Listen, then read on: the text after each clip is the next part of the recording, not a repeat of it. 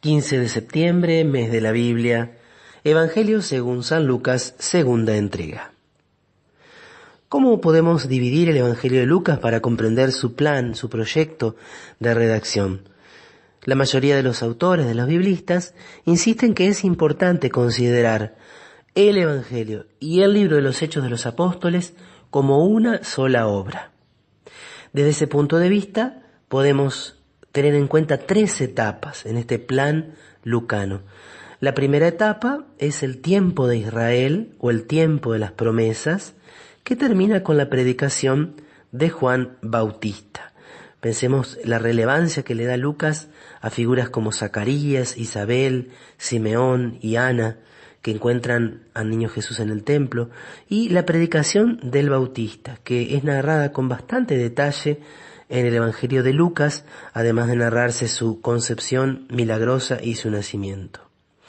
A partir de la puesta en la cárcel de Juan Bautista y el final entonces de su ministerio de precursor, comienza el tiempo de Jesús, que abarca desde el inicio de su predicación hasta su asunción a los cielos. Jesús es el centro de todo, comienza a resonar la buena noticia, primero a las ovejas perdidas del pueblo de Israel, primero a los miembros del pueblo, pero después destinada al mundo entero. Y la tercera etapa es el tiempo de la iglesia, o tiempo del testimonio. Y esto es lo que es narrado en el libro de los Hechos de los Apóstoles. Jesús les insiste mucho, no se aparten de Jerusalén, porque recibirán la fuerza que viene de lo alto y serán mis testigos por todo el mundo. Entonces estas 3 etapas nos pueden servir para comprender el plan de Lucas. Este plan también sigue como un itinerario geográfico, que es un itinerario también espiritual. ¿Dónde comienza el Evangelio de Lucas?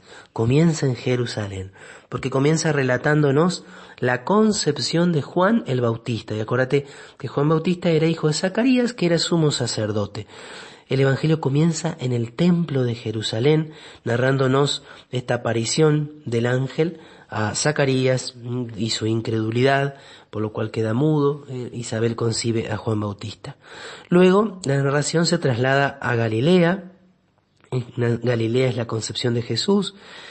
Evidentemente, Jesús nace luego en Belén, pero finalmente, después de la presentación en el templo, se traslada de nuevo a Galilea. Y toda la primera parte de la vida de Jesús, del ministerio de Jesús, se desarrolla en Galilea, se desarrolla en el norte del país de Jesús, hasta que llegamos al capítulo 9, versículo 51, dice entonces allí: cuando estaba por cumplirse el tiempo de su elevación al cielo, Jesús se encaminó decididamente hacia Jerusalén.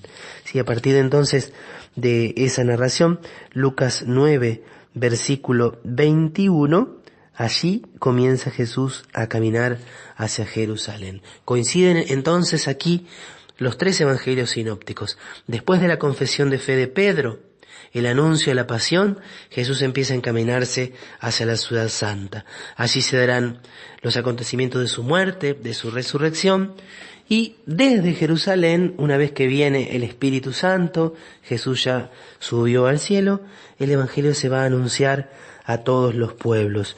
De hecho, el libro de los Hechos de los Apóstoles termina con Pablo en Roma, con Pablo llegando a la capital del imperio. Y en cierta manera, Pablo en la capital del imperio está ya llegando a todos los pueblos, se está cumpliendo ya lo anunciado por Jesús. Pero además de estas estructuras, de esta división que podemos encontrar en el Evangelio, es importante que destaquemos algunos acentos, algunos detalles que destacan muchísimo en el Evangelio de Lucas. Es el Evangelio, en primer lugar, de la misericordia. Y así lo ha traído siempre la tradición. San Jerónimo decía que Lucas es el escriba de la mansedumbre de Cristo. Y esto lo encontramos tanto en los relatos, donde se subraya siempre la compasión, la misericordia de Jesús, como también en las enseñanzas. De hecho, el capítulo 15 de San Lucas contiene lo que conocemos como las 3 parábolas de la misericordia, una de las cuales es sin duda tal vez la más conocida de todas, ¿no? La del Padre misericordioso. También está la de la moneda perdida y encontrada. La de la oveja perdida está también en Mateo, pero las otras 2, la de la moneda y sobre todo la del Padre misericordioso, son obra únicamente, están consignadas solamente en el Evangelio de Lucas. También encontramos algunos perdones, algunas conversiones muy fuertes, como la de Zaqueo. Y permanentemente se hace alusión a la conversión, al perdón, a la misericordia. Por ejemplo, Lucas es el único de los evangelistas que nos dice que durante la pasión, cuando Pedro negó 3 veces a Jesús, Jesús lo miró a Pedro y Pedro, saliendo afuera, lloró amargamente. En ese mismo contexto, Lucas no quiere dejar de contarnos que allí también Jesús tuvo un gesto de ternura, de piedad hacia su discípulo. Es también el Evangelio de la salvación universal. Es una llamada que está para todos los hombres. A diferencia de Mateo, que se dirigía a judeo-cristianos, Lucas no va a traer tantos textos del Antiguo Testamento, ni va a subrayar tanto la elección inicial que tenía el pueblo de Israel, sino que desde el principio la salvación es para todos. Y eso lo va a anunciar el mismo Simeón en el templo, cuando toma al niño y dice: luz para alumbrar a las naciones y gloria de su pueblo Israel.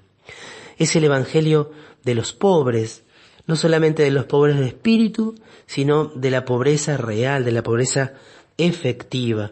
Se insiste en la predilección de Jesús por los pobres, siempre en este doble sentido, pero en Lucas aparece más todavía el sentido material de la pobreza. Tanto su madre como su padre son pobres, por eso ofrecen en el templo 2 pichones de paloma, que era la ofrenda de los pobres, y los marginados, los samaritanos, los despreciados por la sociedad de la época de Jesús, van a tener siempre privilegio ante él. Y es el evangelio de la oración. Es bellísimo constatar cómo Lucas aparece una y otra vez Jesús orando. Orando en el momento del bautismo, orando en el momento de la transfiguración, pasando toda la noche en oración, también antes de elegir a sus discípulos. Jesús que se escapaba, que se iba a la mañana temprano, en medio de una intensa actividad, también a orar, a estar a solas con el Padre. Jesús que ora también delante de sus discípulos. Jesús que en Getsemaní ora insistentemente y que también en su pasión, en los momentos más difíciles, ora al Padre.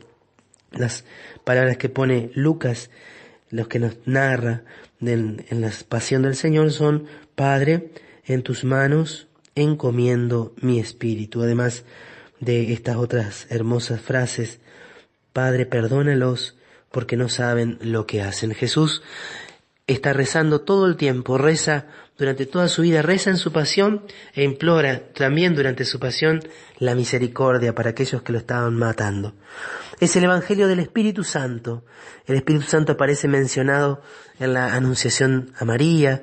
Se habla del Espíritu Santo como aquel del cual está lleno Juan Bautista, Se dice que Dios no negará nunca el Espíritu Santo a aquellos que se lo pidan. Y al final, por supuesto, acaba con esta promesa que se cumplirá, que se nos narrará en los primeros capítulos del libro de los Hechos de los Apóstoles. Es el evangelio de la alegría. Muchas veces aparece mencionado el gozo de Jesús y el gozo de aquellos que se han encontrado con Jesús. Y es el evangelio también de la radicalidad y exigencias del Maestro. Es un Maestro misericordioso, pero que nos invita a una entrega total, a la conversión plena, a la radicalidad en su seguimiento. No podemos dejar de decir que es el Evangelio de María. De hecho, los 5 misterios de gozo que nosotros contemplamos en el Santo Rosario están tomados de Lucas. Muy probablemente podemos imaginarnos a este discípulo, a este evangelista, escuchando de labios de la Madre de Jesús estos relatos que han quedado para siempre consignados para nuestra salvación y edificación.